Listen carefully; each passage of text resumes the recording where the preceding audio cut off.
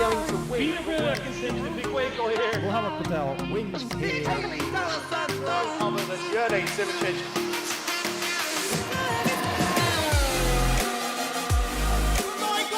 Oh, he's done it! Look at these two go!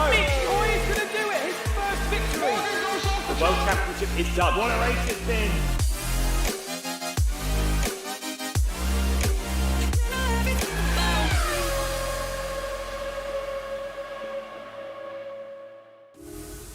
Well, hello and welcome back, ladies and gentlemen, to the Formula SimRacing Pro Championship. We are back once more for round 2 of our 10-round season. The year got off to a cracking start last time out in Imola, an absolutely insane run for the NetRex boys, being able to consolidate a podium lockout with Kaz Reitveld at the helm. All three were able to withstand the colossal pressure of a charging Jan Grankvist on fresher tyres. A couple more laps and the race could have turned the way of the Super Venturi driver. What's in store for us today then? We are at Sepang International Circuit for the Malaysian Grand Prix, a track that has given us some sensational moments in both the real world and in sim racing. The tight and twisty turns 1 and 2 will certainly promote some action and excitement. And with the question of rain in the air, all of our drivers will be suspended in anticipation of whether or not things will take a turn, for better or for worse. Thank you as always to our broadcast partner of VCO eSports, joining us for what is set to be a fantastic season of pro racing. Thank you as well to our returning sponsors of Masita Esports, 3D Wraps and Sim Labs, who are going to be donating some prizes for our championship winners come the season's end.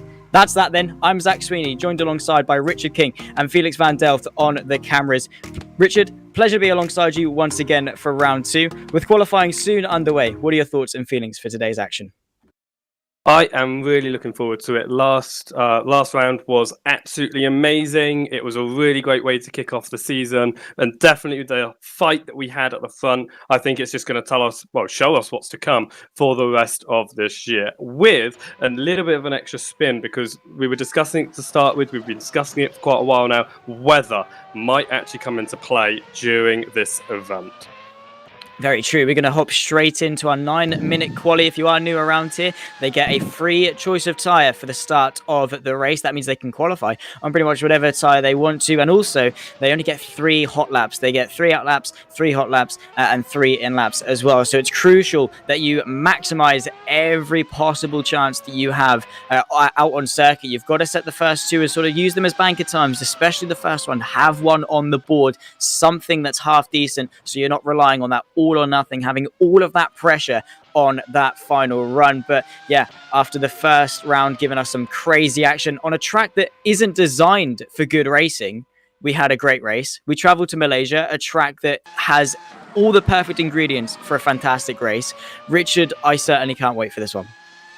No, I can't wait either. It's been absolutely fantastic leading up to this one. As you say, this circuit is built for racing. We've got those 2 really long DRS straights. I think we're going to see a lot of overtaking, lots of battling going into there. Some slow sections on this circuit, obviously turn number 1 and 2 as well. We're currently looking at our winner from round number 1 going through the final corner. I mean, it was a fantastic race going in there, and now looking to try and top the times in qualifying to start this weekend off in the best possible form. Absolutely. Jan Grankvist, of course, the man chasing after our 3 NetRX boys last time out. Currently on pole position with a 1:31.276. Decent banker time and already 4 tenths ahead of Cosmo Prosciutto. There we go. Amphizitis, though, breached the margin, goes within 2.5 tenths of the provisional pole sitter. Then comes Cosmo Prosciutto P3. Kaz Reitfeld, who I spoke to before, wasn't particularly too confident coming into this race, as Lalu gets himself with a purple sector 1 within 1.5 tenths of Jan. But yeah, Kaz wasn't really particularly confident coming into Malaysia. Says it was one of his sort of worst tracks on the calendar compared to his teammates and things like that. In situations like these, Richard, where things might not go your way, in terms of a championship, in terms of doing well over the course of a season, how important is it that you limit the damage on some of your worst days? As you say, you've got to limit that damage, because this championship is going to be so tight. 10 rounds and 20 points, 20 positions all get points, which means from a good day to a bad day, you could lose a lot of points, especially to your rivals going through into the later parts of the season. So definitely at the beginning part of the season, just round 2, he's going to want to get the best result he possibly can. You say he's not feeling too confident here. It's a very twitchy circuit. I found that no matter how you set up this car, that rear end always wants to step out of you, particularly at this corner here that we're watching Grantvis go through at the moment. So turn 9, you've got turn 4, turn 14, all those corners, this rear end just wants to kick out, and you've just got to be able to hold it and push as hard as you can, especially in qualifying, to get that fastest lap. But in the race, you've got to do it for obviously a long period of time. You've got to keep that consistency up. Yeah, absolutely. It's all about consistency, consistency, consistency. We have a slightly longer race for the Pro Series than we do the Academy and amateur races. The Academy that was just on a couple of moments ago. It's slightly longer. You've got to be consistent. Not quite an endurance race or anything like that, but in cars, as you say, as twitchy as these, you can't put all of your eggs in one basket. You can't go all out for the entire thing, especially in terms of tyre wear and things like that. You have to take an air of caution. As we're going to ride on board with Jan, at the moment, trying to improve upon a 1:31.276. Now going through turn 3. Talk us through it, Richard. Yeah, really nice smooth line through turn number 1 and 2. You've got to be careful on that apex of 3 not to kick you out. Gets onto the braking zone, about the 50-metre board going into turn 4. Nice. You can see a little bit of work on the wheel, just switching it slightly the other way to try and control that car. Really smooth into 4, getting into 5, getting into 6 there, as we now get to the double right-hander. You can keep a lot of speed through here, as Grandvis does on the exit now, heading up to like one of those corners that I said, really difficult if you put too much power on the exit. Really nice line through there, getting us tight to the curbing. You saw that little bit of a slide. It was only tiny, but it is there even for our provisional pole sitter as he heads up now to the final few corners of the track. Through turn 12, getting to the right-hand side. I hate this corner. You can't really see that inside line, and you can see just a little bit of a slide again going through that turn 14, able to hold it, able to keep the speed, but I don't know if this is going to be fast enough going into sector 3. It is currently a green and a purple in the first 2 sectors, a slight lock up on the front left as we go across the line. Again, wobble coming out, absolutely on edge. Is it an improvement? As across the line, it is an improvement. Just about lost a bit of time through sector 3, but a stellar sector 1 and 2 for Jan as Kaz Reutevoort gets within 14 thousandths of a second of the provisional pole sitter. This is Lalu, 2 white sectors though. That means he hasn't improved. Of course, white isn't an improvement, and in fact is down on your time. Green is they have improved, and purple is fastest of all. Lalu, purple to the final sector, did improve, is within 1/10 of a second. The top 3 separated by 96 thousandths of a second. Then comes Amphiditis. Again, not even that far back. It's always close. This is Van der Neet, the man at the moment on the fringes of the top 10. 2 improvements to the first and second sector. Managed to improve to P9. Again, that final sector really catching people out. Is it pressure? Of course, you've gone the whole lap. You're improving all the way through. You get to that final sector. Everything's on it. You're like, I need to improve this lap. This is a really good lap. Those last couple of corners, does it just get to you? I don't think it's the pressure getting to them. I think that they're all as calm as you need to be. It's that turn 14 that I feel we're losing quite a bit of time from a lot of these drivers. I was saying on the hot lap, it's a blind corner. You're as far left as you need to be to swoop across to the right. But when do you turn? It's really tricky to understand because there's no actual marking points visually when you're in that car. You don't know when you need to turn, and you've got to do it almost just instinctively. Make sure that you turn, but are you turning too much? Are you turning too little? Are you going to get to that apex or not? And I think that is where a lot of the time is being lost. And I think that's how Lalu gained his time. That's a spin into the hairpin. Yeah, well, you talked about turn 14 biting back. Turn 15 is one of them. It's one of those corners where we've seen, especially the likes of Jan, we saw in his lap, just went really deep in, brought it back, cut the car back in, took a nice tight V shape. So he went in deep, cut it back, took a nice late apex to get the best drive possible because, you know, into turns 15, into turns 1 and 2, they're the key crucial points in order to just to overtake. Essentially, you've got long runs into relatively heavy braking zones, and that's where they can really maximize it. So it's all about that exit speed. It's all about not being a sit and duck down the straight. This is David Koloksai at the moment, half a second off the pole sitter of Jan. At the moment, is improving to the first sector. David had a really good qualifying. I think he was either our pole sitter or P2 last time out in Imola. Unfortunately, the race didn't quite go his way. He's looking to make amends for that today, though, as he goes through in towards turn 7 and 8. These are very tricky corners because they're quite deceiving in the amount of in the amount of speed you can carry through. Of course, turn 7 you can take a lot of speed through, but you have to be careful because you think, you know, you've got turn 8 coming up pretty quickly. You might just have to slam on the anchors pretty quickly. Not an improvement through the second sector though for Koloksai. Not an improvement, but as you were saying, talking about 7 and 8 there, I would have to actually disagree with you. I think 7, yes, it is slower than what you think. There's a big slide there for Coloxai as he goes through, and on the exit as well, wobbling his way out. So that's surely not going to be an improvement on his last lap here. But that turn 8, I think the only thing is trying to make sure you're turning enough. I ran out just a couple of times, a little bit too wide. It's easy to hold getting onto the grass out there if you just dip a wheel into it. But I think you can actually, it's not as deceiving as it looks. You can carry a lot of speed through there, and you know how much. Yeah, very true. Looks like a pretty anticlimactic end to this qualifying session then, because Jan, Rifelt and Lalu all unable at the moment to improve on their final lap, unless Lalu can do some absolutely sensational final sector, or Amphiditis can improve a lot through the final couple of sectors as well. Kant unfortunately stays at P4, still a second row for him. Mancini as well, P5, then comes Nitio P6, so it looks like it's going to stagnate. Jan managed to improve, I think, just a slight bit on his previous lap, and Lalu unfortunately stays at third for him. So it's Jan, Rifelt, Lalu and Amphiditis, your top 4, with Whack coming across the line to just pip P6 at the moment. This is Cameron Roger, his sole lap of the session. 2 green sectors, of course, because he hasn't got anything to improve on. Cameron Roger, not the most lucky in terms of the Pro Series, but what can he do across the line? Where can he put himself on the grid? And it looks to be only good enough for 23rd. Leaving it right till the end. As you say, quite uneventful. We normally see that last lap being the fastest by a lot of guys because it's where you're pushing, but not here. Consistency is going to be difficult. Absolutely. This is how they line up then ahead of the Malaysian Grand Prix. Jan Grankvist then is our pole sitter with a 1:31.251. Then comes Kaz Reitfeld, who'll join him on the front row. Then comes Lali, the Royal Blue Racing 52 in P3 with Amphiditis in P4. Then comes Mirko Mancini 5th with Thomas Wack in P6. Nitio comes 7th with Cosmo Prosciutto in P8.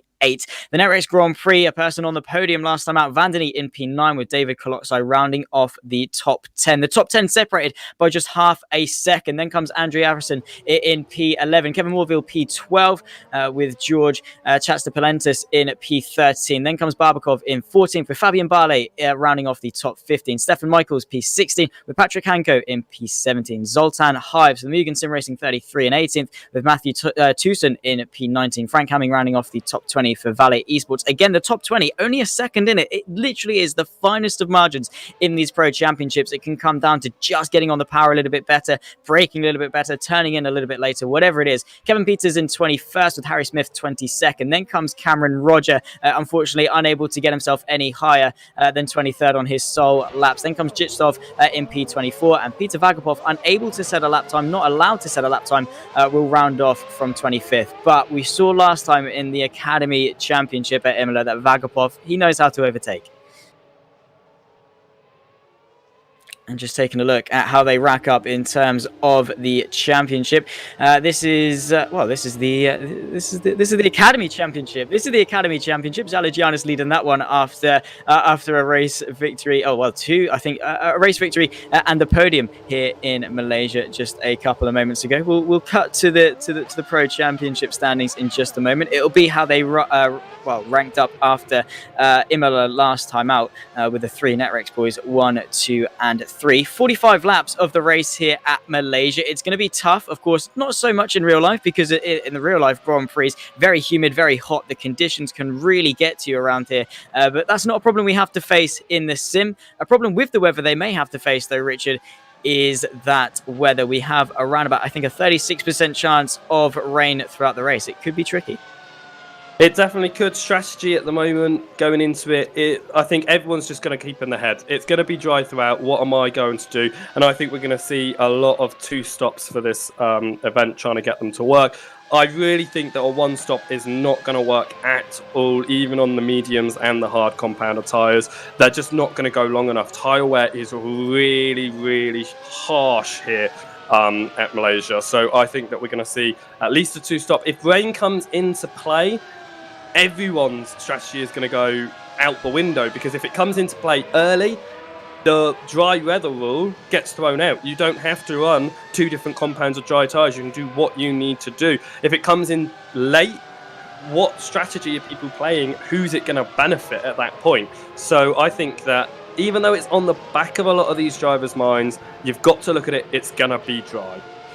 Yeah, absolutely. You've got to be banking on the fact this dry. Of course, they've set the cars up for a dry race, and if it does rain, which it certainly can, there's always a possibility of it. It's going to separate the good from the great. It's going to show who can adapt better, who can really rise up to the challenge and adapt to those conditions. Because a lot of the time, it changes corner by corner, lap by lap, and as you said with turn 14, in the dry, in the wet, you really don't have a reference point, especially when the grip is changing so frequently. You have to just it's just a guessing game, eyeballing it, and that's probably where our most experienced drivers will rise to the top.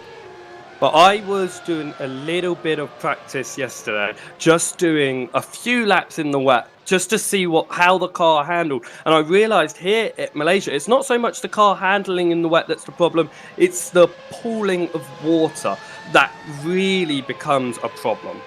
Yeah, absolutely right. We have got our standings. We can cut to them now. Let's have a look at how they racked up after Imola. Kaz Rifelt leads the way with his win. Then comes his two teammates, Danny Van Der Nee and Victor Ivanov in second and third. Jan Grankvist, unfortunately, unable to pip the podium after his late charge. Only came P4. Cosmo Prosciutto in fifth with Mirko Mancini in sixth. Amperzaitis in P7 with Lalu eighth. Thomas Wack in P9 and Stoyan Barbakov rounding off the top 10. That's how they racked up after Imola. It was a fantastic race, and hopefully we're going to see that the same theme throughout the entirety of our 10-round season. Not the longest of seasons in the world. Of course, last season we had 12. Richard, that just means that each race accounts for more, and you cannot afford to be having many bad rounds.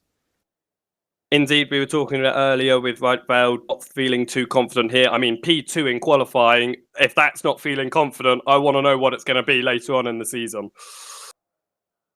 Yeah, absolutely. Well, if you are only just joining us, this is how they lined up after qualifying. Jan Grankvist takes pole position for Super Venturi. He's joined by Kaz Rifelt, a man apparently not too confident on the front row. Then comes Lalu in P3 with Mirko Mancini P5, Thomas Wack in P6. It was Amperzaitis P4 with Casper Nizio P7, Cosmo Prosciutto in 8th. For Royal Blue 76, he's going to be looking to try and get forward. Danny Van Der Nee P9 after a podium last time out. David Klotzai rounding off the top 10 with Anderson in P11. Kevin Morville P12 for Super Venturi. Again, another driver who's going to be looking to go forward. Then comes Chance Politis in P13. Stoyan Barbakov in 14th. Fabian Barley 15th with Stefan Michaels in 16th for Ground Effect Sim Racing Team, that number 50 car. Take a look at the rest of the top 20. Then comes Patrick Hanko, Zoltan Hives P18 with Matthew Tucson in P19. Frank Hamming separating, ending off the top 20, separating them by only about a second. Kevin Peters P21 with Harry Smith 22nd. Cameron Roger in P23 with Chris Gitzoff in 24th. And rounding off the grid in P25 is Peter Vagapov, who is going to try and come forward. We know he can. He's certainly one that knows how to overtake, and Malaysia certainly, the layout of the circuit is going to help him to be able to do that. Especially with that push to pass that they can use, as well as the DRS along both the back straight and the pit straight. I think we're going to see a lot of overtakes along those two sections in particular. Yeah, absolutely. And they're on their formation lap now. This is crucial. Of course, they have free reins in terms of the tyre they start on. Everyone inside the top 9 going for the softs. We said it would be around about a 2-stop. That could be dependent on team, driver and setup, whether you go soft, medium, medium, soft, medium, soft, medium, soft, soft, whatever it is, whatever they might choose to do. It seems like the 2-stop is going to be the favoured option. And this formation lap, it's vital to get those tyres up to temperature. It's a long run towards turn 1 and 2. It is, and what I found is those softs have a massive advantage on grip over the mediums in terms of that rear end. We saw a lot of drivers already sliding that back end of the car in qualifying when they were on the grippiest of tyres. I know they're pushing a little bit harder, but what's that going to say for those once they get onto the mediums? Are we going to see a little bit more of a squirrely rear end? Are we going to see some spins, very possibly, from those drivers that are starting on these mediums? Yeah, very true. We're going to I reckon we're going to see Klotzai, Anderson and Kevin Morville probably go backward. Thing is, though, they sort of form their own guard in terms of all being on the medium, so it's not much that Chance Politis can do from 13th. But as we wait for Peter Vagapov at the back and the rest of those 23rd, 24th and 25th to line up, then I say 5 red lights. It's more like 4 red lights here at Malaysia, but either way, the red lights will come on, illuminate your screen, they'll go out, will go green for round number 2 here for the Formula Sim Racing Pro Championship, brought to you by VCO, Mesita eSports, 3D Wraps, and SimLab. Certainly cannot wait to get this underway after the action we had at Imola. The lights are coming on. 3 lights, 4 lights. And we're underway in racing here in Malaysia. A really poor start from Mancini, I think, from 5th place. Already alongside is Kaz Revelt as they all funnel their way through in towards turns 1 and 2. Lalu also trying to get involved there, 2 abreast. 2 by 2 they go for the top 6 in towards turn 1. Jan Grankvist is going to go the long way round. Quickly becomes the inside for turn 2. Kaz Revelt going to give him a fight all the way through. Going to stick his nose and try and get the drive off the corner in towards turn 3. The 2 race leaders side by side. Jan giving him a fight all the way through. Even though he's kept it, it's going to be the outside for turn number 4. Kaz having to tuck back in. He's going to go the long way round, all the way around the outside is Lalu, just having to sit idle, spectate, get the drive off the corner. Jan, a perfect start, and Kaz Revelt going backwards. Here comes Amphisitis having to defend P4 as they all funnel their way through in towards turn 5. Then comes 6. Perfect start for Jan. An absolutely amazing start from the top drivers there. As you say, Jan getting on a fantastic defence. Lalu benefiting from that and moving up to 2nd, as it looks like we're already getting a change for P3 as well. Kaz just moving further and further down the field off this opening lap. Yeah, really going backwards. Can't really get it into his head. It's like karting. Everyone's close together. As soon as you lose one, everyone wants a slice of the cake. Everyone wants to get involved. But yeah, Jan Grankvist already pulling that gap to 7/10 of a second. Amphisitis managing to get ahead of rFactor. Yeah, the Super Venturi driver trying to make amends for last time out in Imola. Got a great start, controlled the race for the first couple of stints. But unfortunately, him and Cosmo Prosciutto on that alternate strategy couldn't quite. But just look at it. It's a conga line all the way down the field. And as expected, well, I say that actually, David Klotzai and Kevin Morville managed to make up about 3 places each on that opening lap, so really capitalising on where it counts. Here comes Anderson, the best eSports driver, falling down a place or 2, I think, and it's just such a big train. When the DRS gets enabled, I don't think many people are going to be able to do much. No, I think it's going to be down to whether they use their push to pass, but is it too early really to have any sort of benefit using it right now? Of course, it could gain you a position, but will you need it later on in the race? It was the same conversation we had at Imola with that push to pass early on, but it's such a train. There is from 1st to about, I'm going to say, actually, you know what? I'm going to say all the way down to 22nd is almost within touching distance of each other, and they're all going to get that slipstream. Most of them are going to get that DRS from the car in front of them, and yeah, as you say, it's just going to become a slipstream first and a DRS first. Absolutely, we're going to have to wait for lap 3 for that to be enabled. But here's Amphisitis for Netrex Grand Prix. He's certainly within touching distance of Lalu there, just in front of him. Going to try and get himself into 2nd place, but maybe it's better for them if they just work together and try and catch Jan, because the more they battle, the more time they lose. That's just going to cost them time and time and time. But Jan really commanding. His pole position wasn't so commanding, very close, 25 thousandths of a second between them. But certainly his race pace certainly got off to a good start, and that's the thing, settling in quickly. Who have we got round? This is Cosmo Prosciutto, the Academy Championship protagonist from last year, tumbling down the order, and his race certainly getting off to a pretty dismal start today. This could be something going in his head now. Is he going to switch up his strategies, try something different? He's on the soft tyres at the moment, and doing one spin, it really does hamper your tyres. It looks like we're going to get an overtake going in to the first corner. That's a big slide there from Amphisitis on the outside. He looks back towards the inside, not going to be able to do anything into turn number 2. Gets back into line, but a really good attempt, just losing that rear end. It's becoming already evident that these soft tyres are already being worn down. Yeah, absolutely. This track is very, very harsh on the tyres. Nizio also wants to get in front of Kaz, who seems to be struggling on those softs, really not being able to get the ball rolling. Maybe the tyres are getting too hot. Maybe they're just wearing that quickly. But we're just going to ride on board with Cosmo Prosciutto, see what happened to him. It looked to be quite late on into the lap, maybe turn 14, but you can see he's tucked up very close behind and trying to follow. Very difficult to do that. I think he just got caught out. Just got caught out by how early they were braking, and unfortunately just locked the rears, maybe even tapped the grass as well. And how sensitive these open wheel cars are. They're very reliant on the aerodynamic conditions being as ideal as possible, and unfortunately it just sent them round.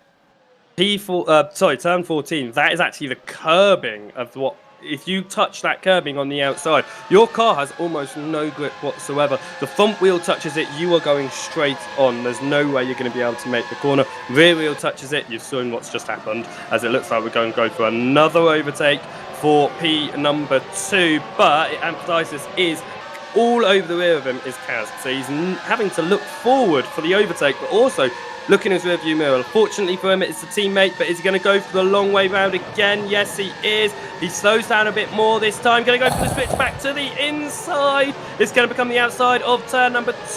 It's going to be the long way round, and he can't quite make it, but Kaz backs out just slightly, lets him move back into P3, but a really good attempt there.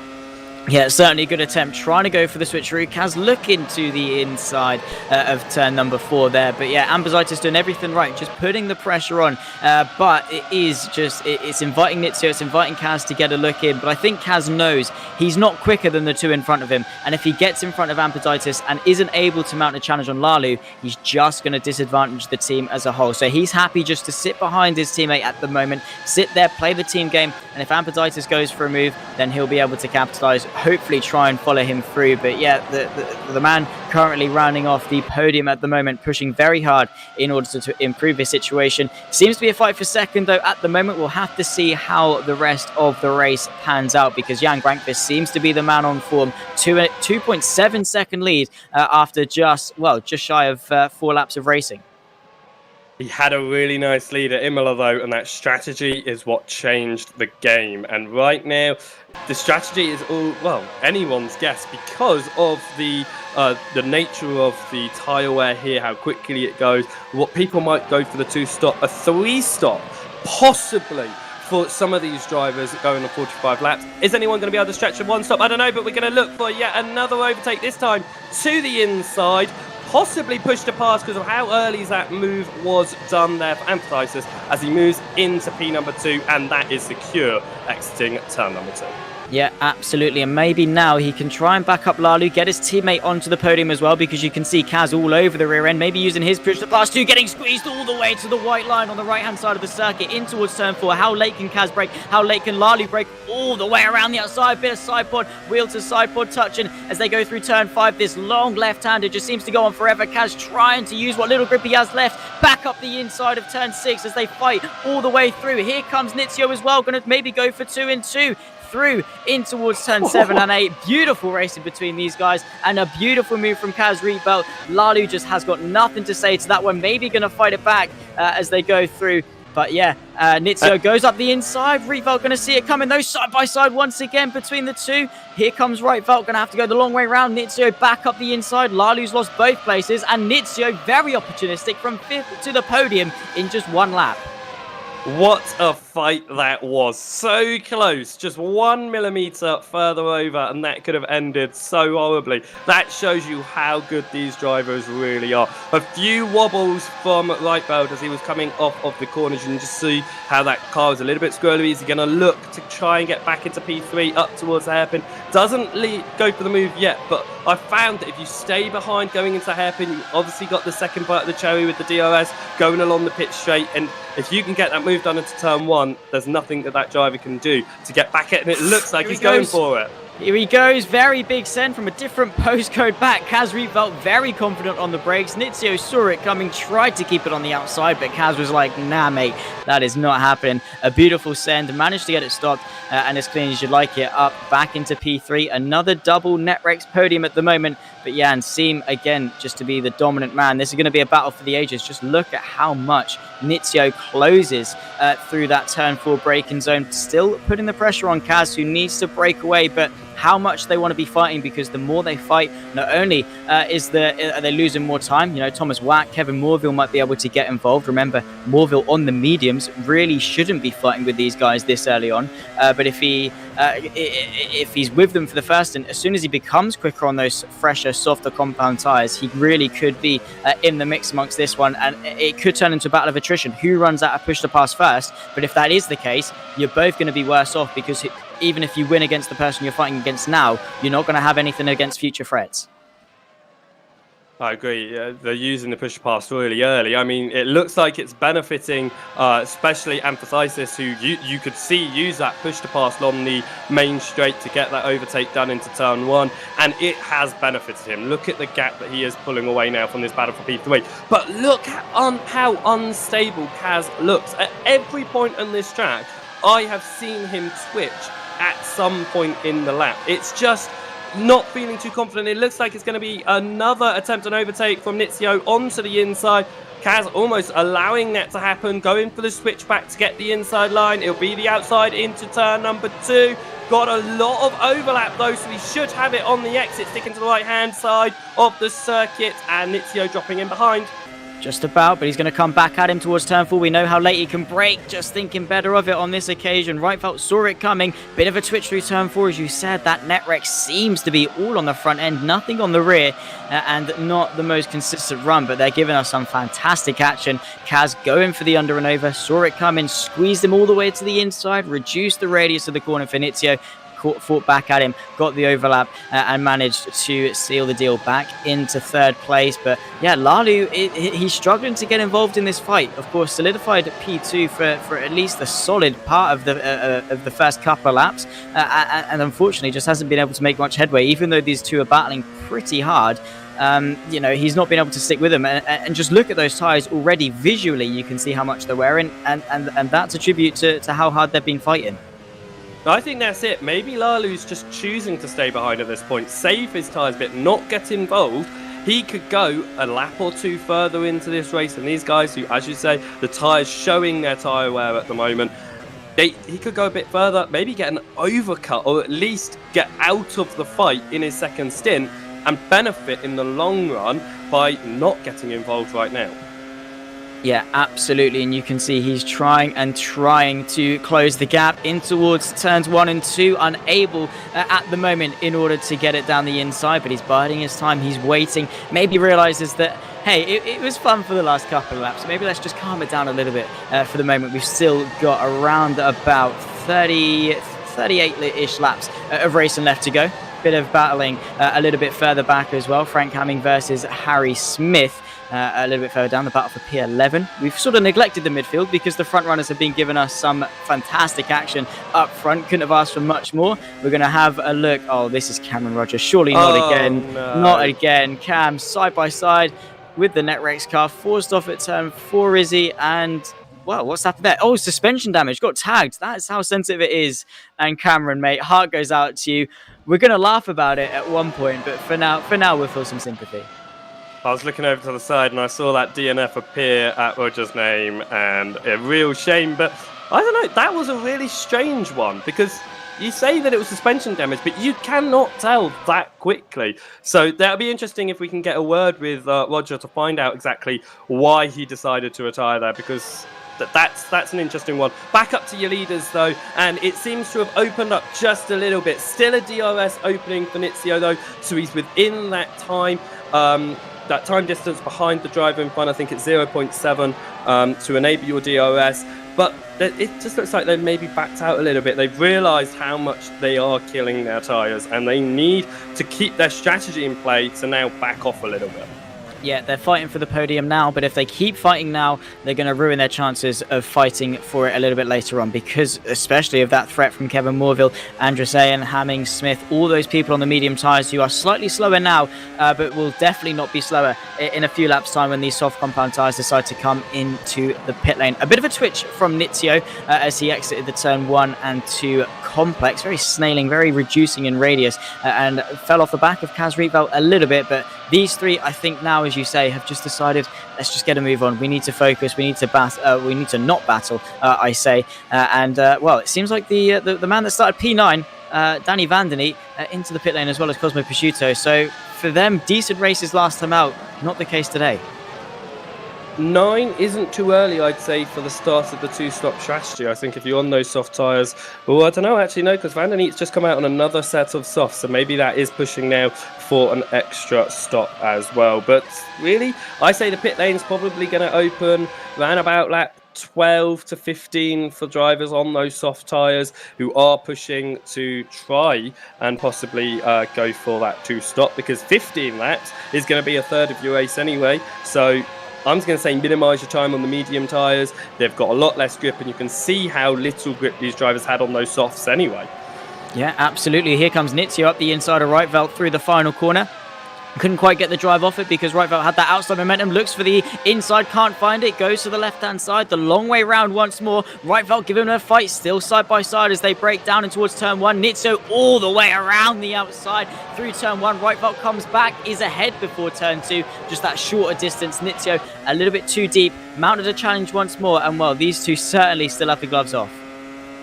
They are pushing as hard as they can, even with just taking it a little bit easy to save these tyres. I think they've both come to the conclusion, we're nearing the end of these tyres. Let's see if I can get ahead before the pit stop, because that's going to be really important, coming out in front of the driver you're competing against. As look at the front left. That's the one that's really taking most of the damage around this circuit. Front right, not really much better, but that front left is the one that is going to go first.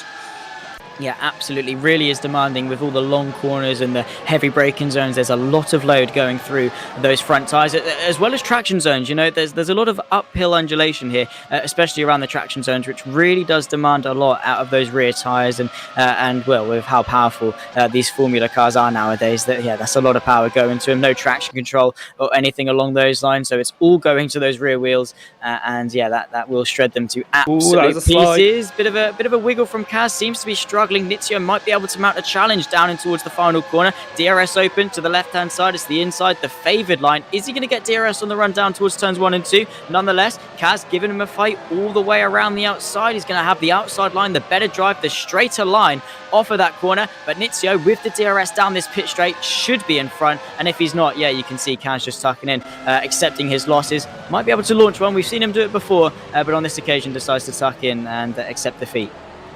I think that was extremely lucky that Nizio got that DRS going into the pit straight, because he was just a millimetre behind over that detection point. So he got the double bite of the cherry. It's got him ahead for now, with Cass looking at that rear wing and just probably going to mount a charge again. Or is he? He's made a wobble. He's gone wide, and it looks like Lalu now. Oh, actually, that backed out of it, didn't he? He decided not to even push for that position. Maybe not finding a clear way through, but Lalu could have made a move up to P4. I think he's chosen to stay behind. Maybe so. Maybe he just didn't really know where to go. Maybe he wasn't seeing how predictable rFactor was. You don't want to take a chance because you can accelerate, think, oh, I can get through now. You accelerate and quickly you get up to the rear end of him and smack into the rear side of him, which isn't ideal. So maybe Lalu just taking an air of caution, get to the end of the race. We're not even a third of the way through, even though the action has made this time absolutely fly. Just shy of probably about a quarter of the way through now. Lap 11 of 45. Still our first phases of actual pit stops left to go. Jan Grankvist leads the way from Amperzitis in P2. Nizio rounds off the podium. Then comes Kaz Rifeld, last round's race winner. Then comes Lalu back your top 6. Barbakov, Hanko, Morville and Andresayan round off the top 10 for the time being. That's how they rack up just towards the end of this first stint here. And well, it's been a sensational one. It has. Fighting from the onset for these guys, and the strategy is now going to start to come into play for those drivers inside the top 8, of course, being on the soft tyres. The mediums, I think you could push probably maximum of 25 laps, so I think if you hold on long enough on these softs, if you can push a lot hard enough, do you get this down to a one stop? It's going to be a push for these drivers, especially the ones that are fighting. Could be what Lalu's doing. He's backed out quite early since the start, not getting into a fight. Is he going to save those tyres and possibly go for a one stop? Here comes the strategy. We obviously know that that is what caused the change in our lead at Imola. Is it going to come into a play once again here at round number 2?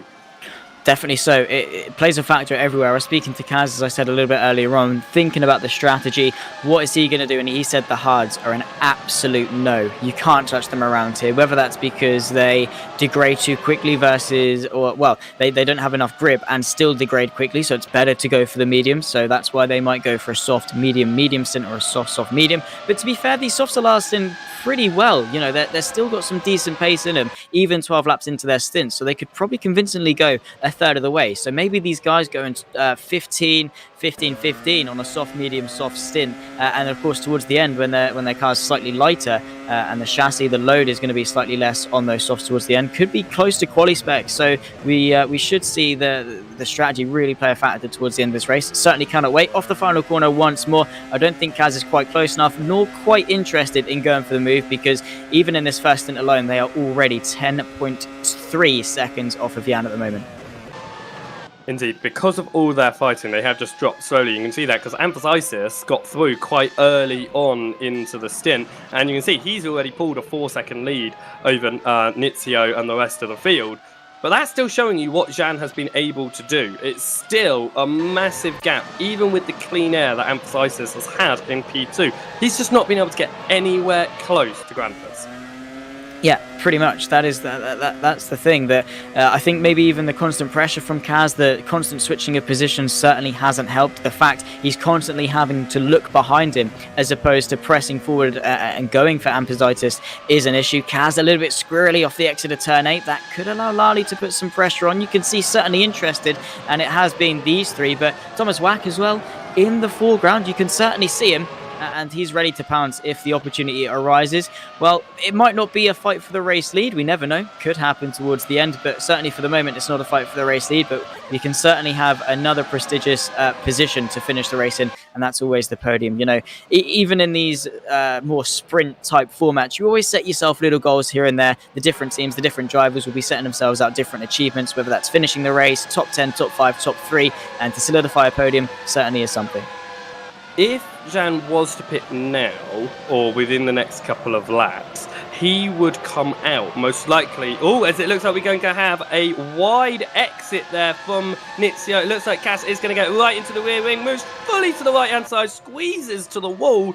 Got the inside line now going into turn number 1. He's going to get it slowed down around the outside. Goes Nizio there, and it looks like Cass has got that third position. And here comes Lalu on the exit of P2, but a little bit of a wobble, and it looks like he's going to have to give up that charge. Yeah, absolutely. Wack now certainly in the fight. Lalu to the inside of turn 4. No, he's going to think better of it. But Kaz is so good at dominating that inside line of turn 1 and 2. You know, we've seen people try and go the long way round and have succeeded in going the long way round. But rFactor just stays so tight, minimizes the distance, and still carries enough speed to be convincingly ahead as they quickly and very sharply turn in for turn number 2. And that allows him to stay ahead. And he has gained, well, over a second on Nizio. So Nizio really struggling on this lap, whether his tyres have hit a cliff, whether he's just lost rhythm. But yeah, Lalu now putting the pressure on, and that's the thing. Once you're in front, and once the two people behind you start battling, similar to what happened to Ampaditis when, you know, rFactor and Nizio started battling behind, he was able to clear off. Could be a similar theme with the second Netrex car. Indeed, it looks like that, but I think the way that that Nizio had to enter turn number 2, I think that lost him a bit of time as well. But here we go, Nizio's wide once slightly again, as it looks like Lalu going to the right-hand side of the circuit. It's the shorter route through turn number 14. It's going to be the longer route to turn 15. DRS wide open, but already got the move done before the corner. And is that a pit stop? It is going to be our first pit stop from Nizio. And who else followed him in? Not entirely sure. It was Barbakov, I think, who followed them in. So definitely being proactive as opposed to reactive. rFactor also in. So rFactor, Nizio and Barbakov all into the pit lane. This is crunch time now. They've done exactly 1/3 of the race on these tyres. We're going to see what rFactor goes on to. Is it it's another set of soft compound tyres? Here we go. So definitely being aggressive for these first 2 stints.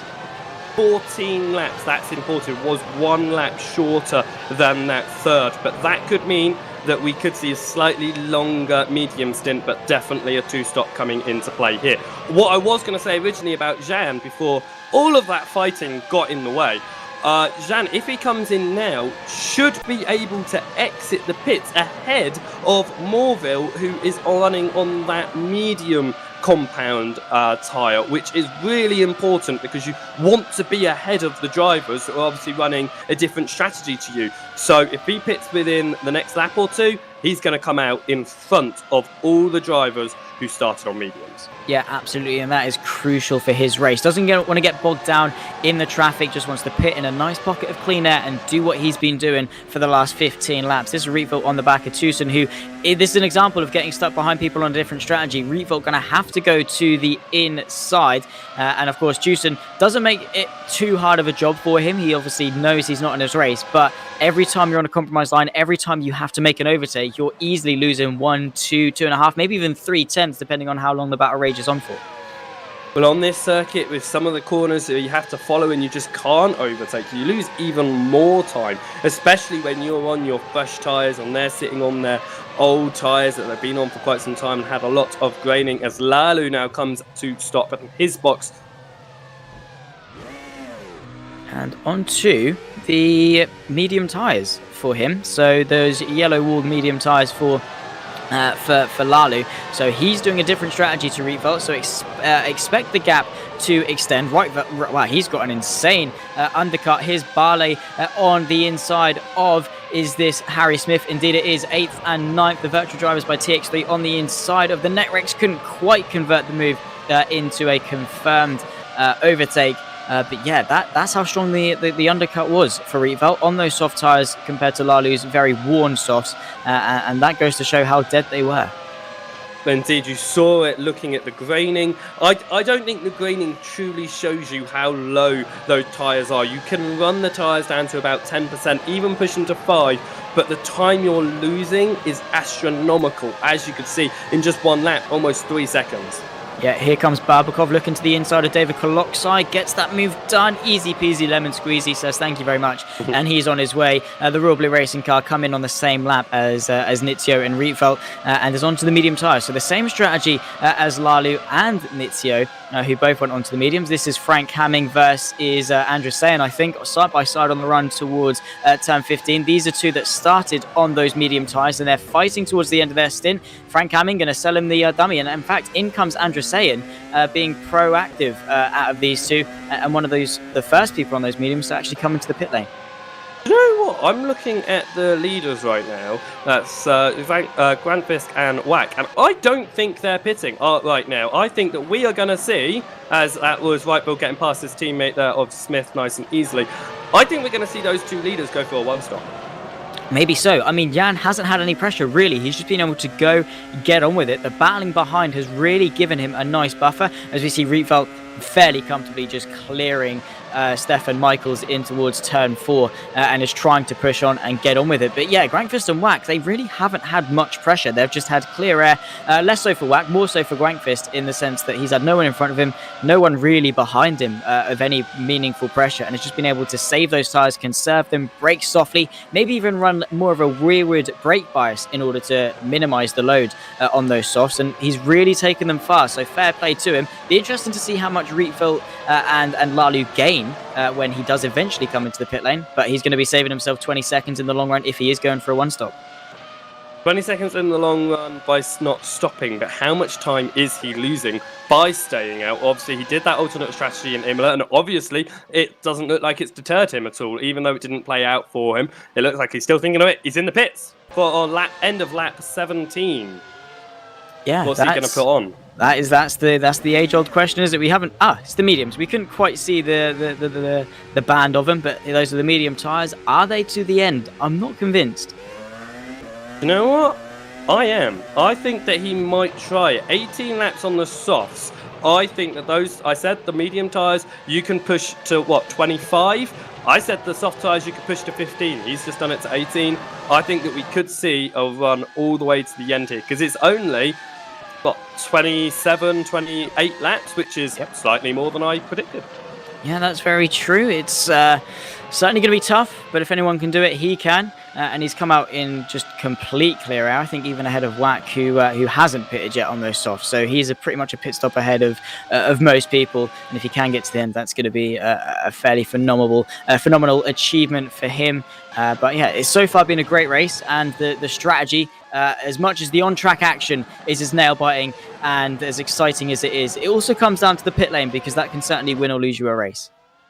Indeed, and it looks like Kaz is down to 8 seconds behind Jan's in that pit cycle. So Jan definitely has lost out by staying on those soft tyres a bit longer. And I think he can he's now on fresher tyres. He's faster on the circuit. We've seen that. He's not fighting anyone. I think he can pull enough of a gap that if he doesn't need to pit, he won't. That's true. That's very true. If he's not pressured, there's no point coming in. It's not like the case of Lalu and rFactor where they sort of have to. It's like, oh, he's come in, I'm fighting him. I need to box opposite to him. I need to do this. I need to cover off an undercut. Yeah, oh really? Oh wow, we didn't catch that. Maybe we might be able to grab a replay of what happened. But a bit of fighting through turn 15 and being tapped round. Is that Lalu? Indeed, it is. Getting it all sorts of wrong. Nitsio might be able to get involved. He's going to be able to put some pressure on down into turns 1 and 2. But lucky for Lalu, managed to save it. And I think Nitsio just had to react to it and slam on the anchors. Indeed, I think it was quite lucky actually. The way, if you hold this car, you can very easily overcorrect it and throw it the other way. You can slam on the brakes and actually ruin your set of tyres. So you've got to hold it. So you've got to really be careful about how you hold that car. Yeah, we'll see. This is what happened to Amphiditis. Just catching up to a couple of backmarkers in front. Not entirely sure what corner this is. Just after, I think, turn 7 and 8, so probably towards the end of 10. Just good disconnection, yeah. That is a shame. I think that's the sim racing equivalent of just your gearbox giving up. It is. It's nothing you can do about it. As you say, it's the sim racing equivalent of something going wrong with your car. Unfortunately, something's gone wrong there, and that's the retirement after a really strong running in P2 for the majority of this race. Yeah, he really was one of the favourites to get onto that podium. Unfortunately, it's going to be looking less likely that it's going to be a multiple NetRex podium, but hopefully Kaz Rifelt can, he can run the flag high and do him proud. And maybe Harry Smith can get involved, but we never know. That's going to invite Lalu or Nitsio to get involved. Nitsio going to be looking to the inside of Lalu into turn 14. That's certainly brave. Now they're side by side on the run towards 15. You can see Harry Smith under a bit of pressure, giving Nitsio the slipstream. That's going to benefit him. He's maybe going to go for 2 and 2, 3 abreast in towards turn 15. Lalu going to try and go up the inside, going to back out of it. Harry Smith having to take a wide line into the pit lane, so the battle rages on between Nitsio and Lalu, side by side, both with DRS having to tuck in. So Lalu takes the inside line, having to defend. Nitsio in the slipstream, pulls to the left-hand side, but backs out, coasting towards turns 1 and 2, and lives on to fight another day. Maybe going to go for an exit, though, or maybe just waiting to save his tyres. No, I don't think he's waiting to save his tyres. I just don't think he wanted to crash himself out at this point in the race. He wants to make sure that he's running in 5th, as it looks like there is. That was an overtake on Cass. He's just moved up to P number 2, overtaking Morville, who is still running on the same set of mediums that he started this race on. Yeah, just going to grab a replay of what's just happened. Here's Kaz Rietveld on the back. This is Kevin Morville. Doesn't really know where to go. Going to be the long way round. Braking late for turn 4. Where can he go? Kevin Morville a little bit deep. Kaz just sails around the outside. Lovely jubbly. And settles in front. So Kaz, yeah, really pushing strong. He's running a great race for someone that's not too confident. Indeed. Keep on thinking about that, and as I said, this isn't him not feeling too confident. I can't wait to see what it's going to be for the rest of the season. I think there was a bit of a lock-up from Morville as well. There was a bit of smoke going into that corner when it was getting overtaken from Kaz. So I think that his tyres are coming up to the end of their lives. I think this is going to be a really good idea to see how long those mediums are going to last, because the driver's obviously starting on the mediums. They'll be coming in to get them off first, and we can see maybe what those drivers now getting onto the medium tyres for their second stint might be able to do in the long run for the rest of this race. Smith coming out of the pits after his stop, looking to move into P number 11 on the left-hand side of Peters. Makes that move, and it looks like he's going to have it done nicely into the corner, but there's a switch over, and there's a really wide and another pit stop. Yeah, I think, well, Kevin Morville coming to pit onto the hard compound tyres, so aiming for that one stop, but Andrew saying into the pit lane for, oh no, he's not, he wasn't into the pit lane, he's in the DRS range, not entirely sure, it was Peters that come into the pit lane, so Harry Smith managed to inherit P11. I think, to be fair, I'd bet Harry Smith to do well. This is Tucson versus Barley for P15, side by side go the two, one of the ground effect cars, that's Tucson trying to get the drive off the corner, two very lovely looking liveries, but Barley managing to stay in front. He's on the soft compound tyre. Tucson on the mediums, you'd expect him to have a disadvantage. Indeed, but at the same time, it's how long have they been, well, how hard have they been pushing? But yeah, down to P number 16. The Ground Effect team doing pretty all right at the moment, 10th and 16th in this race. Obviously, they locked out the podium in the Academy Series earlier, so they're looking at doing another strong result here. And I think this will be their first top 10 in the Pro Series, if I remember correctly, last week, finishing outside of the top 15 even. Well, that's certainly one of those things you want to improve over the course of a season, whether that's, it's just a goal. You want to improve as a driver, as a person, over the course, as a team even, over the course of the season. Be better from at round 10 than you were at round 1, and that's going to be that'll be the biggest achievement. Of course, a championship, a couple of race wins, maybe a couple of podiums along the way wouldn't have been said no to, but just improving, that's all you can really ask for. And if that's the case, and you're having fun, most importantly as well, and we certainly are having fun in the commentary booth, I'm sure everyone watching along at home is enjoying this as well, and as much as we are, because we're certainly having a show be put on for us at the moment. This is Peter Vagapov on the back of Tucson, not quite close enough, as they are sort of stuck and in a stalemate amongst this DRS train, a theme that, especially in the midfield, we were expecting. Indeed, we were saying slipstream, DRS, when you're close together, nobody really benefits from anything. The main thing that's going to give you that extra advantage is your push to pass. When do you use it? Who do you use it on? How late do you leave it to actually start using the majority of your push to pass? Because if you use it all in a small fight like this, later on in the race when you're trying to gain those last few spots, are you going to be left at a disadvantage without having that push to pass?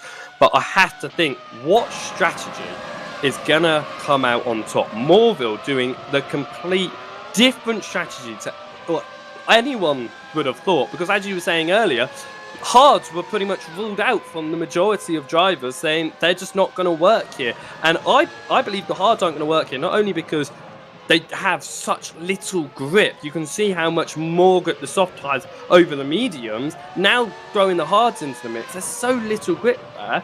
And the actual length that you can take these tyres aren't greatly increased between each step of the compound. So it's interesting to see that hard tyre go on. But of course, he couldn't go on to softs. He could not go 25 laps going on soft tyres.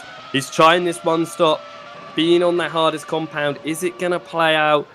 Possibly not for a podium, but for top 5, we could see him there. Certainly could.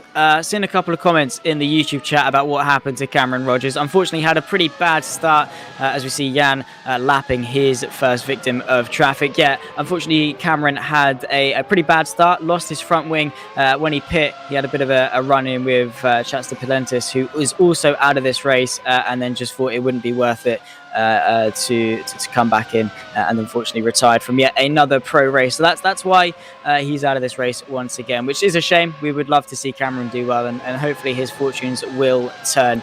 But yeah, in terms of Kevin Morville, the thing is with the hards being so little grip, yes, they've got the advantage of maybe going slightly longer.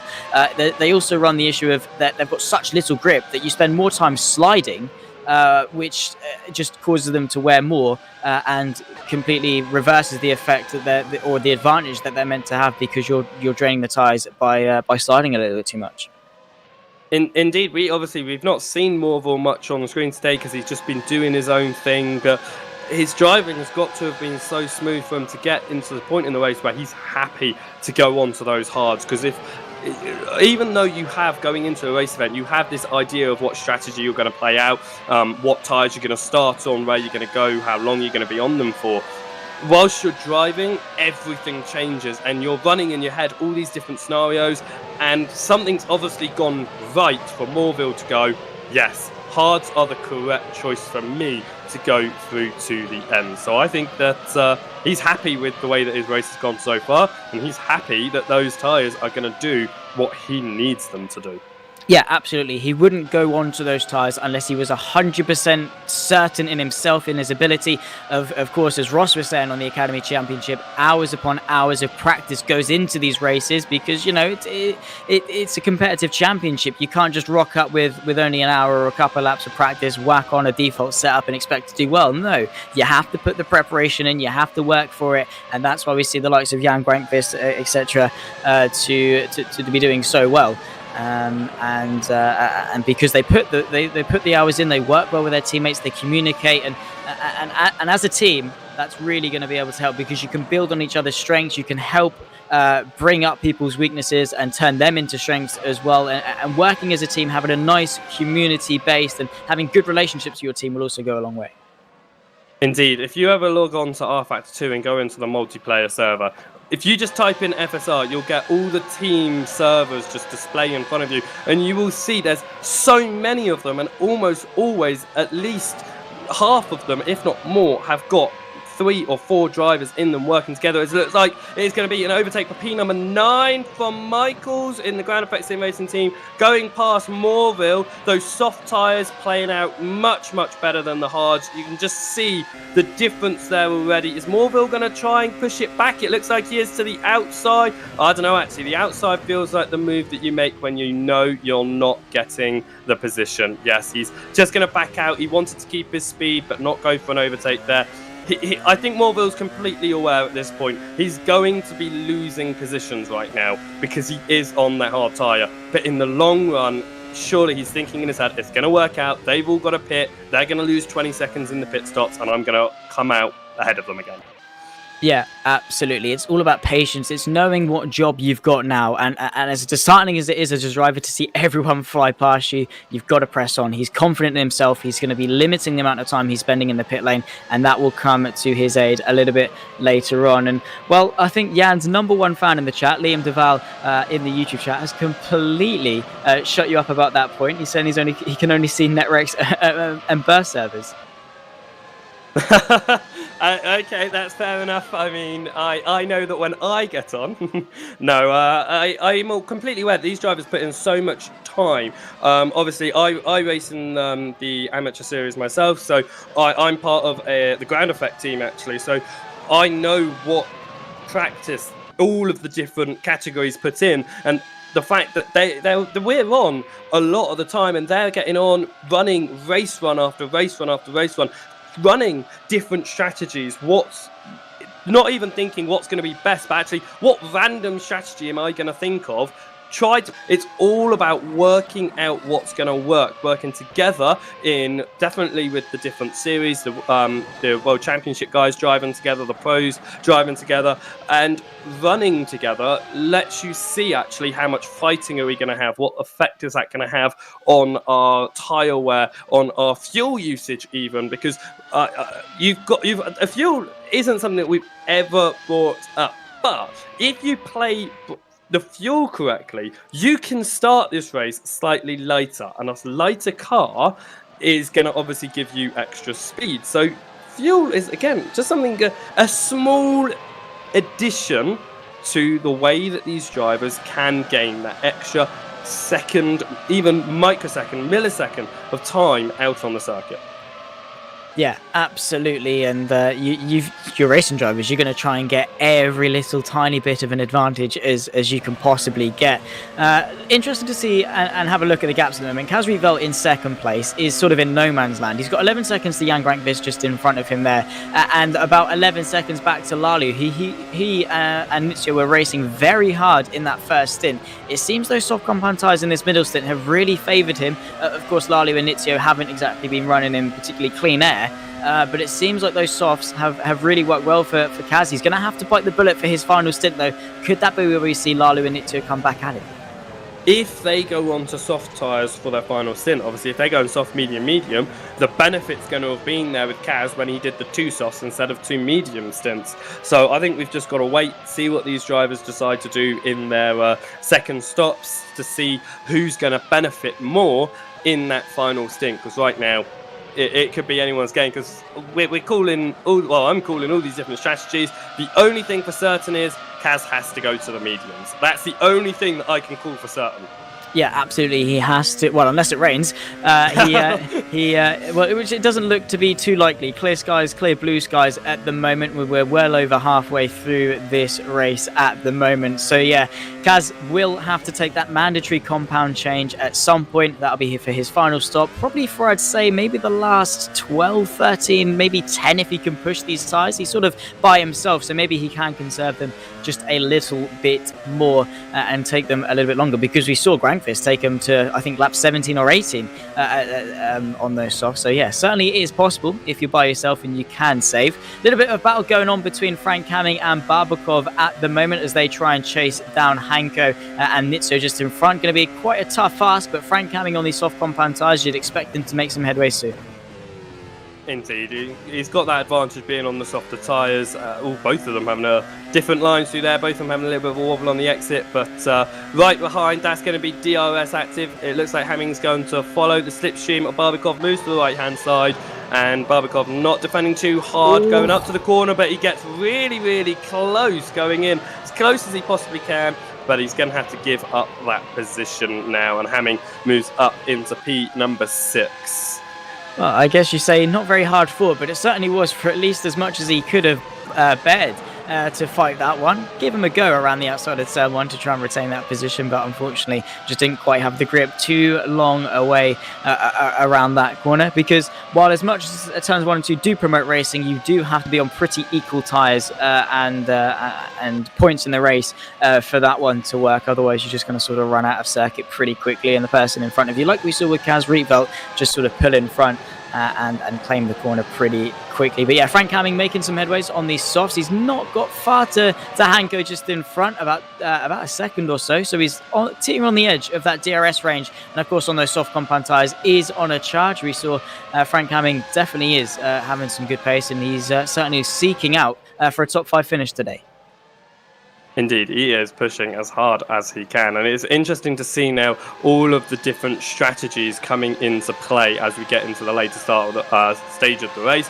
We can see that one stop definitely happening is Kaz is pitting quite early on, I'd say, for his final stop. But that might be beneficial, because if he's pushing down his softs really long, he's going to obviously be on worn tyres, losing a lot of speed. Put on a fresh set of mediums. You're going to be back at your racing speed. Even if it's slightly longer, you are actually faster than what you would be on softs. Yeah, absolutely. Side by side with Frank Hamming as he leaves the pit lane. In fact, no, this is Barbakov. He's going side by side with, just about manages to edge his way ahead. Did not want to get involved in that traffic. But yeah, very good point, in that while they are a slightly harder compound tyre, he can push on them for a little bit longer. You can see Hamming all over the back of Hanko already. He's not going to be willing to concede to Rietveld, who's coming through. Hanko just getting a pretty poor drive off of turn 4 into turn 5, and Hamming just going to have to bide his time, wait a moment.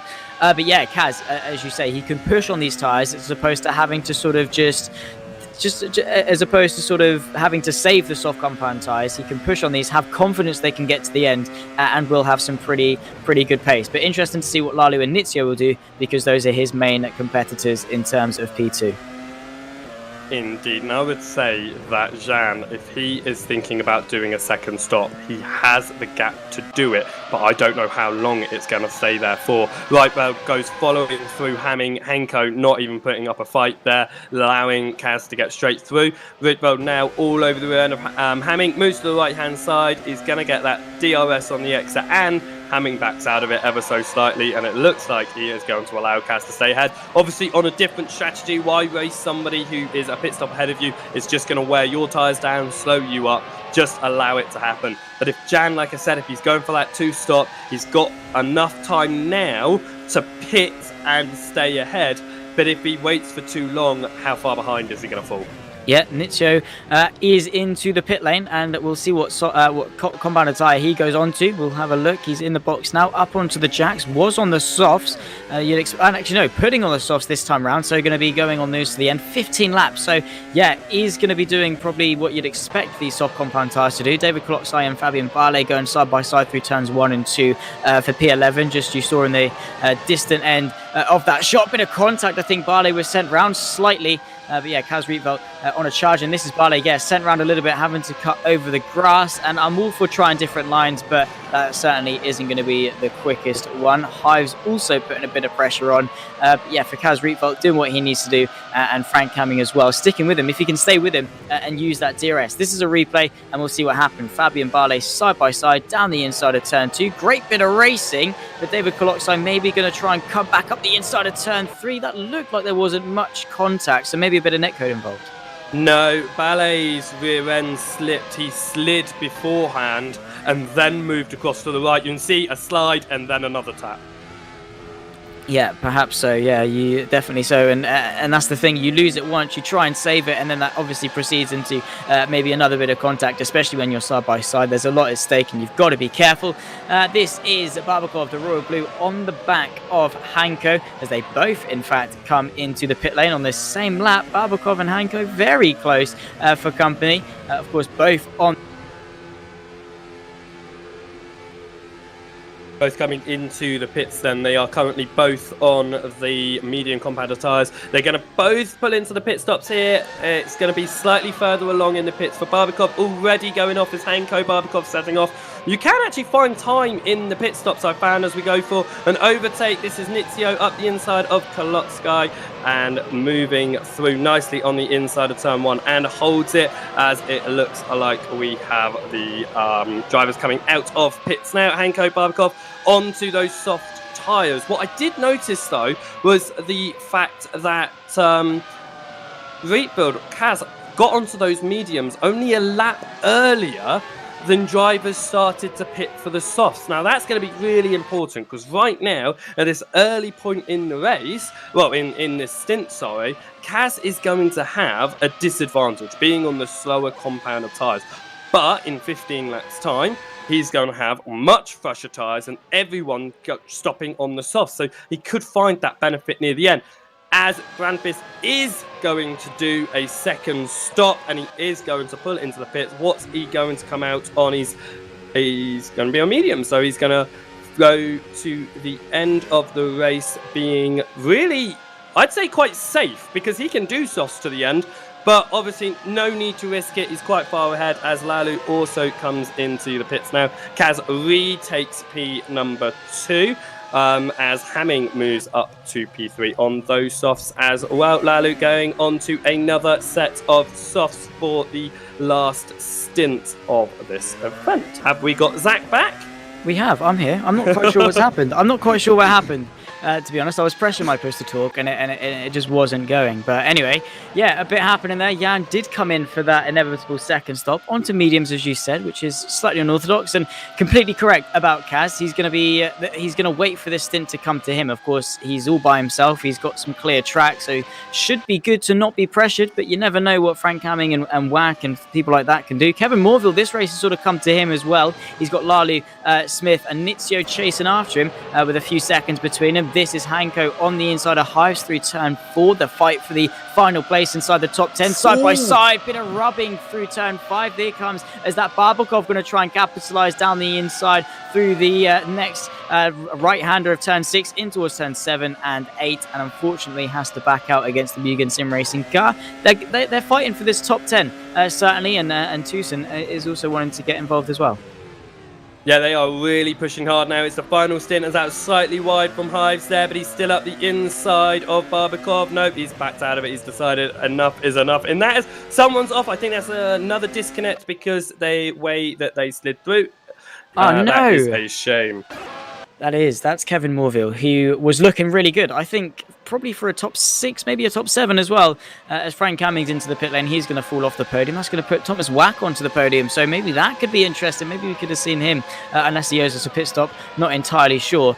But yeah, that's such a shame for Kevin Morville. This is Nitsio going to the right-hand side of Harry Smith. Won't be too hard fought, I don't think, by the Netrex driver, because they are in slightly different races, and Nitsio just wants to press on, maybe get after Lalu. But yeah, for Kevin Morville, that is such a shame, because he tried something different, and it had a good chance of working too.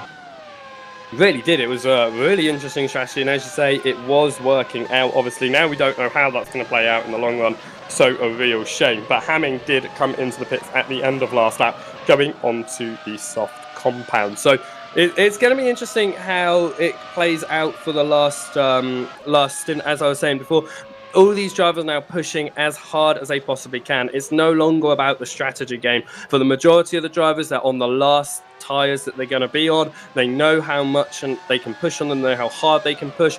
And quite a few drivers are within a second or two of a position or two. And they're not going to sit there. They're racing drivers. They're going to want as many positions as they possibly can. And we saw some really hard fighting in the first stint. We saw some really hard fighting in the second stint. And I think we're going to see even harder fighting for a few positions going into this final stint. Yeah, absolutely. This is Barley on the inside of Peters, trying to get the move into that left-hander. Very awkward left-hander, but you have to get it done. Very uphill on the exit as well, trying to use gravity to aid you. But Barley through the left and then into the right. This is just before turn 14, putting some pressure on. It's only for P12, so not much going to help him through, but he's certainly pushing him and down in towards turn 15. He's going to have the DRS. How much is he going to fight this one? Peters parking it in the middle of the circuit. To the left-hand side goes Barley. Should be an easy affair, but don't forget that Peters might be able to come back at him in towards turn 1.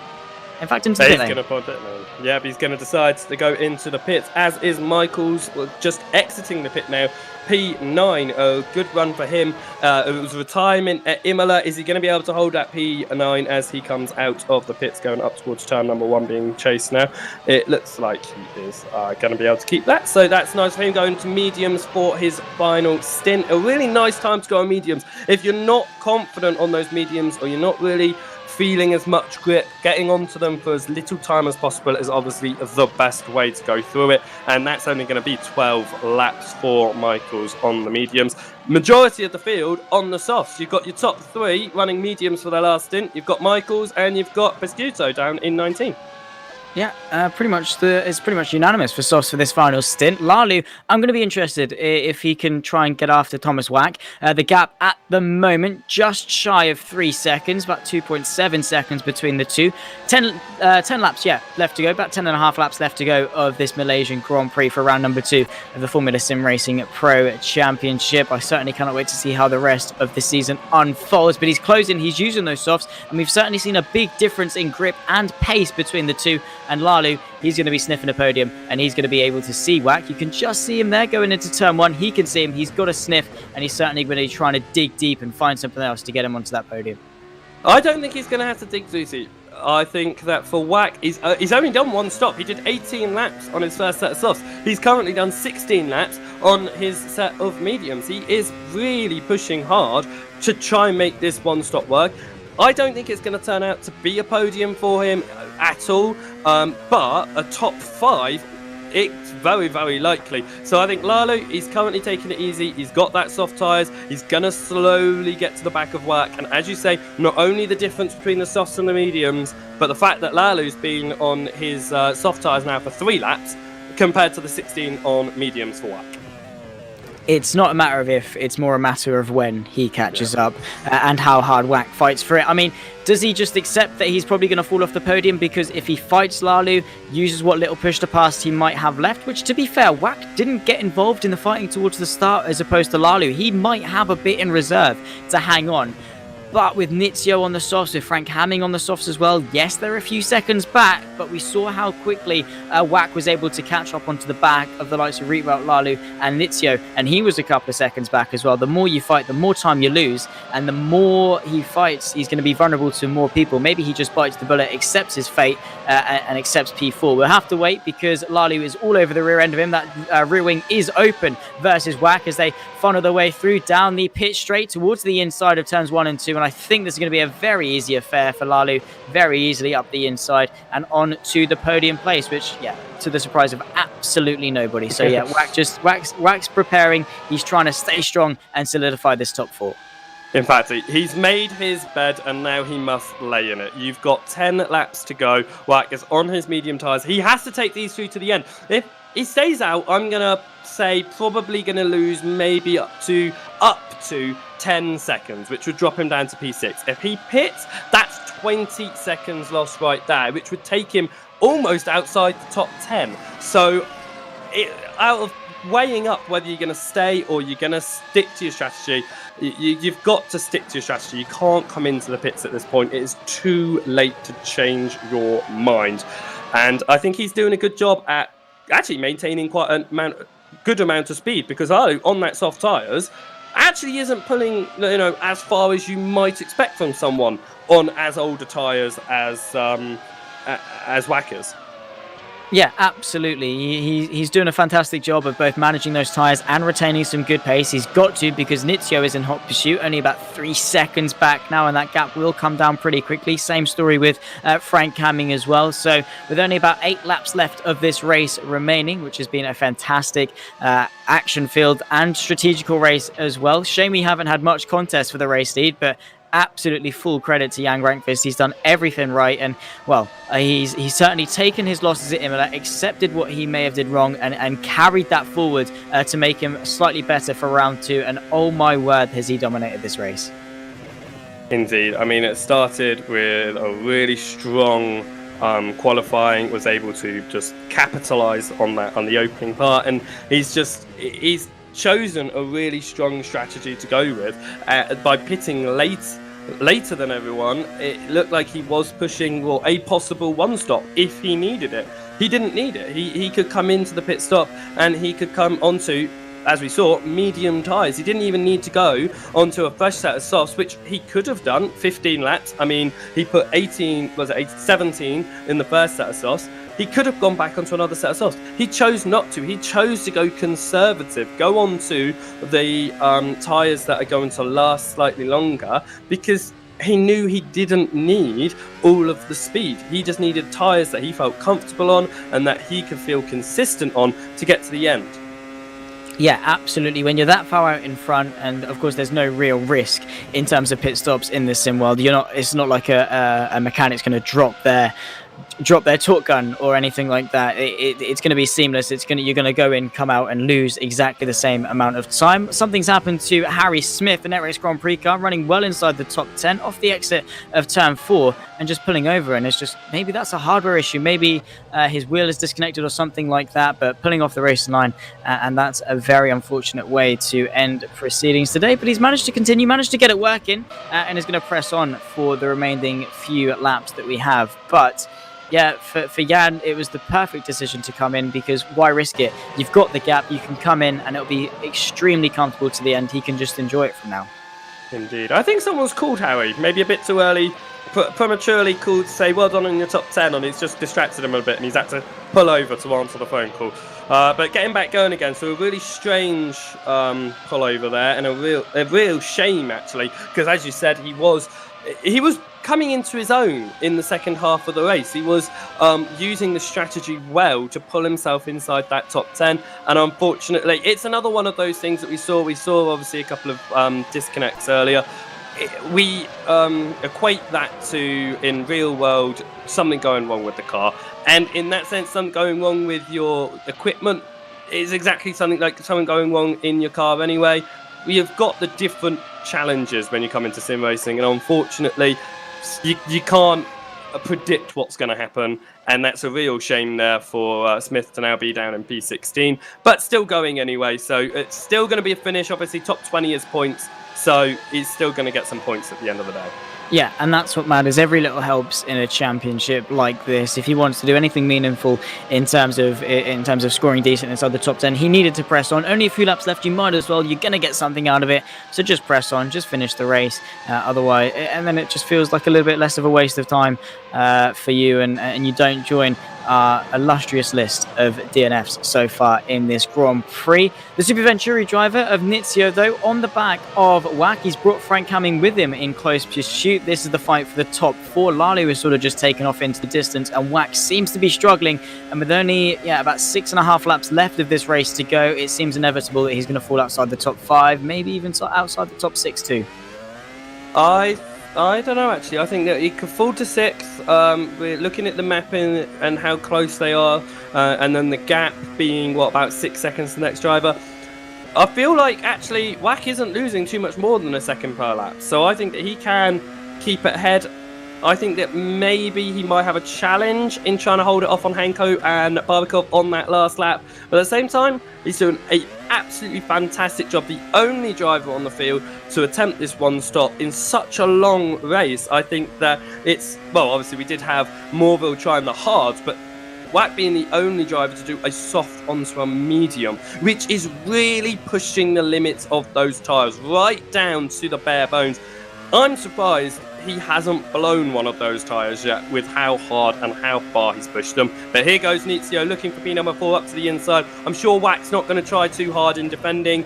Up into the hairpin. Wack's on the outside. He is obviously going to get the DRS going on the pit straight. So is he going to go for an attack back up to turn number 1 possibly? Doesn't get it, doesn't get the DRS. Nizio was behind at the detection point, so Wack's going to have to sit behind, maybe stay with him, but Hamming's right there. So he's doing everything right. He's as you said, he's made his bed, and now he has to sleep in it, and he's got to commit to this, because otherwise he's going to fall outside, way outside, maybe even the top 10. Actually, a bit of a, no, maybe about the top 10, maybe probably around P9. So it's better to go for a P6 than P9, couple of extra points on the board. But yeah, he's driving a great race, great maturity, great patience, because it's so easy as a driver to just get complacent, try and fight these positions more than you need to. He could have put up more of a fight against Lalu, against Nizio, definitely could have looked to the inside and maybe sent one, but he wasn't. He was patient, he bided his time, he knows what his job is, and that's to get to the end of the race without those tyres popping, which, to be fair, in FSR, the tyre rules do allow you to go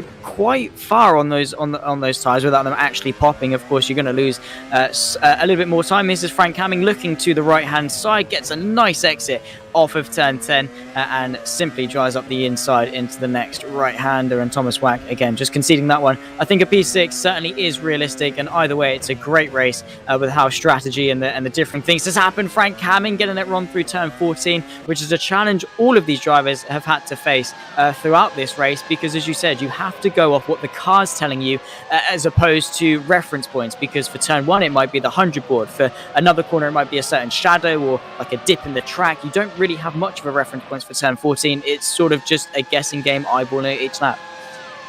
I absolutely hate that corner with an absolute vengeance. It was the corner that caught me out multiple times in my own race, and you can see these drivers doing a fantastic job at getting through it, but we've had a spin there already, just clipping that rear end on the curbing when you just run slightly too wide off your line. We've had a number of slides going through that corner because of the load that's going through the car, because of the forces that you're trying to put into the tyres and turning.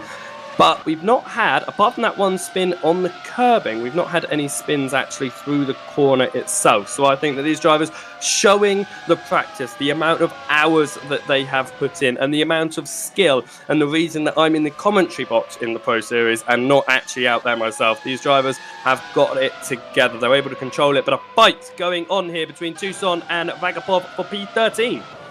Yeah, here we go. Tucson sending one to the inside. Vagapov going around the outside. Bit of contact between the two. But Vagapov just about managing to stay in front. I did expect him to make some more headway, but to be fair, from 25th to be P13 isn't a bad result. He's just been consistency, just doing his job, picking his way through the field, making sure he can capitalize off anyone's mistakes. Of course, we've had, 6 people DNF? That's 6 free places right there and then.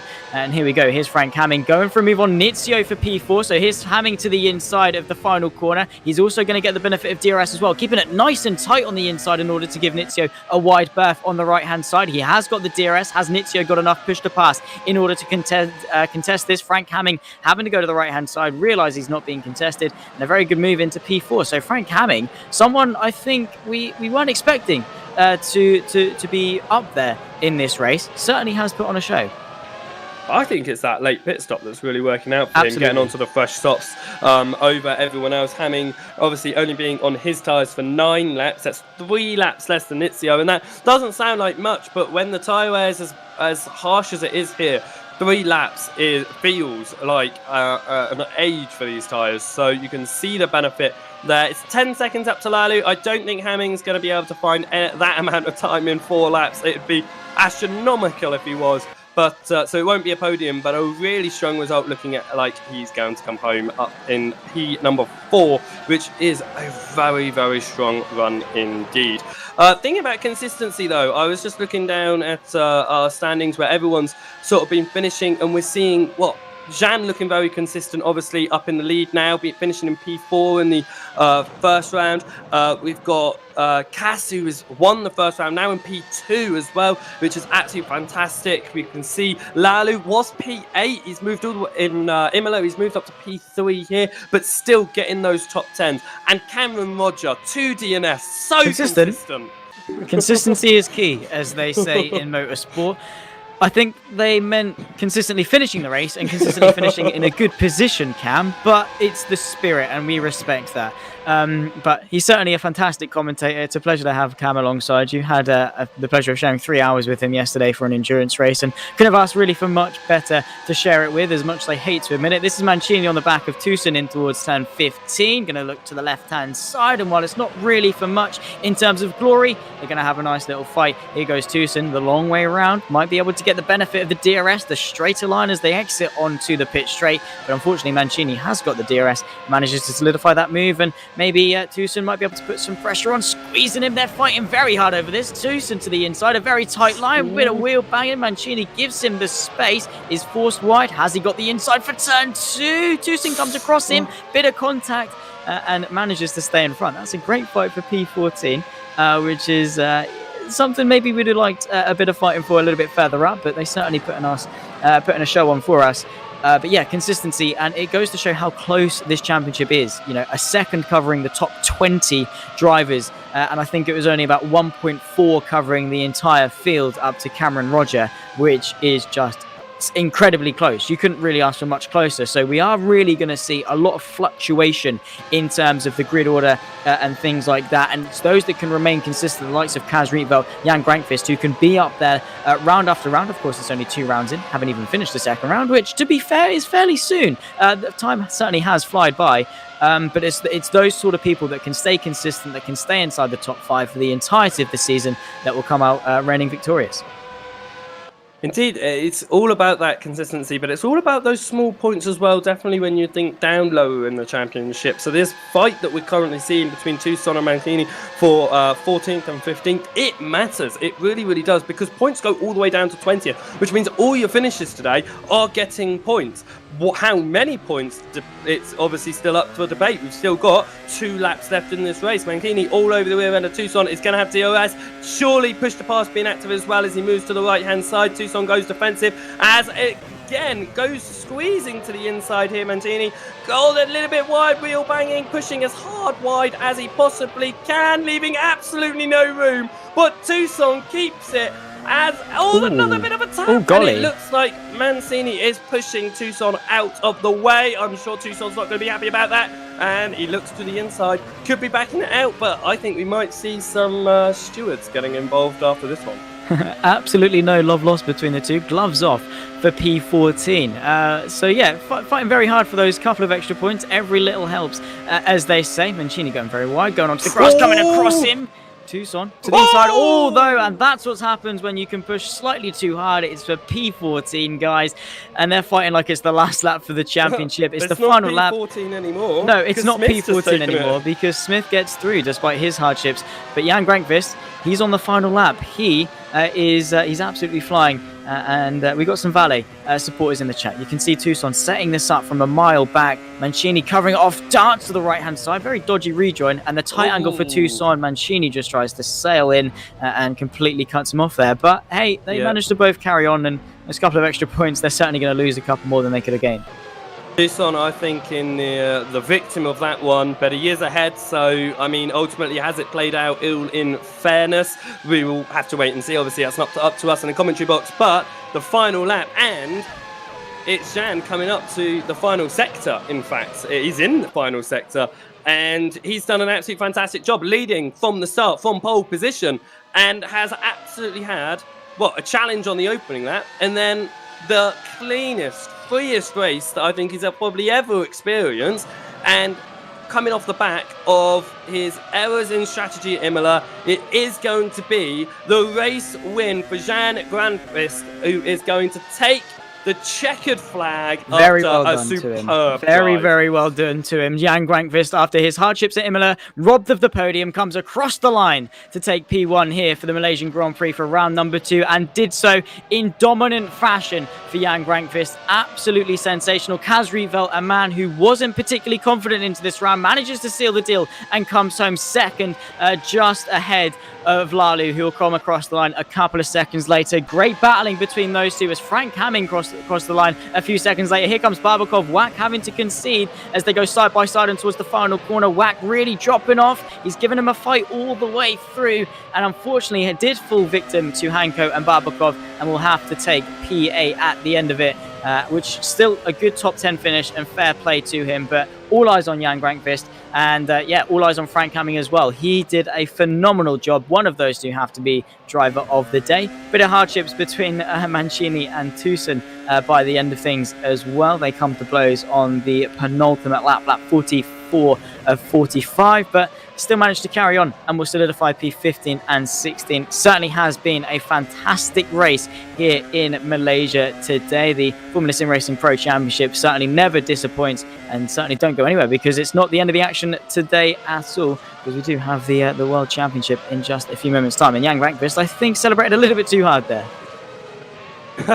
I think once again we saw at Imola, I don't think that our drivers who win are practicing their race-winning celebrations. And I think that they should start doing that a little bit, and we might see some some better celebrations across the line. But a fantastic job, and to be fair, he's put the practice in where it counts, because he has shown his absolute domination here at Malaysia. A really great result by all of the drivers. Yeah, absolutely, and this is how they rack up. After 45 laps of absolutely sensational racing, it's Jan Granqvist that takes his first race win of the season. For Super Venturi, Kaz Rietveld comes home second to make it a double podium from rounds 1 and 2. Then comes Lalu in P3. Frank Hamming, a great race for Valley Esports in 4th, with Kasper Nizio rounding off the top 5. Then comes Patrick Hanko, P6. Stoyan Barbakov in P7 with Thomas Wack. Unfortunately, only coming home in P8, but still a good result inside the top 10. Then comes Stefan Michaels, P9, with David Koloksai in P10 for Mugen SimRacing, the number 25. It's been a sensational race. Can't wait to see how the rest of this season unfolds, and I think it's going to be about 3 weeks' time for the next Grand Prix that we're going to have. This is how they rack up. Yeah, 3rd of April 2022. Mark it down, because we will be in the box, myself and Richard. Final thoughts on the race then? An absolutely fantastic race all round through. I mean, we saw so much battling. We saw at Imola, we had those fights going on, and you said that wasn't a track for fighting, and you can see that here. This was a track for proper fighting, and we saw it. We saw cars getting as close as they can be, sometimes even a bit too close, but everyone putting it on the line, and we just saw amazing racing from them all. Yeah, absolutely. And here are the provisional standings then after round 2. It's Kaz Rietveld that takes the lead of the championship with a P1 and a P2 to his name.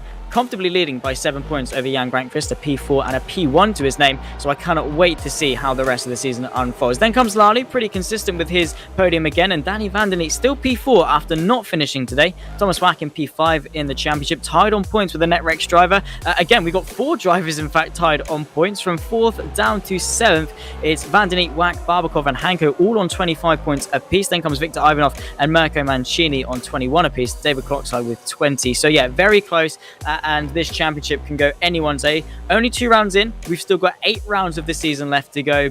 But for the Pro Championship, yeah, Richard, mate, it's going to be an absolute pleasure to be alongside you for the rest of it. I cannot wait. It has been amazing so far with the opening 2 rounds. I'm so glad that I'm able to do this and I'm able to be here with you, because it is fantastic. Yeah, absolutely. And just one last thank you to our sponsors, our broadcasting partner of VCO Esports, who have joined us this season. And of course, a massive thank you to our returning sponsors of Masita Esports, 3D Raps and SimLab, who will be giving up some prizes for our championship winners at the end of the season. It's an absolute pleasure to have them along with us, and it's always good to just give them a nice little thank you for supporting the championship, because FSR certainly deserves it. Thank you to everyone watching along at home. I've been Zach Sweeney. I've had Richard King alongside me. Do not miss the World Championship with Lewis McGlade and Ewan O'Leary in the commentary booth. Certainly will be one to watch with rFactor 2's top drivers and some of the top drivers in sim racing as well. 3rd of April will be round 3. I'll be Zach Sweeney. Richard King will be alongside me. We cannot wait to see you then, and have a fantastic evening. We'll see you next time. Bye-bye.